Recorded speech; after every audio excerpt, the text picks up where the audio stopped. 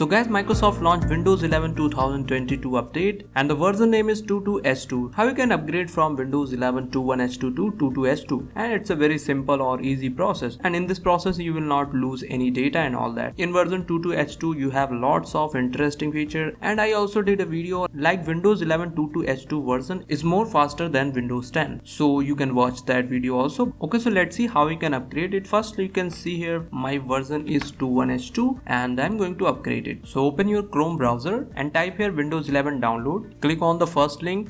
Here you can also see like current release Windows 11 2022 update version is 22H2. So now you understand it is officially released. So we are going to use this Windows 11 installation assistant to upgrade. So just click here download now. Open it up.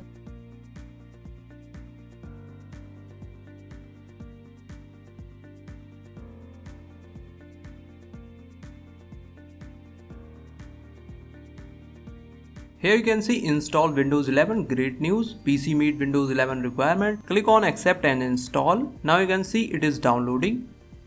And you can use the same method for Windows 10, like if you are using Windows 10 and you want directly this Windows 11 22H2 update, you can use the same method.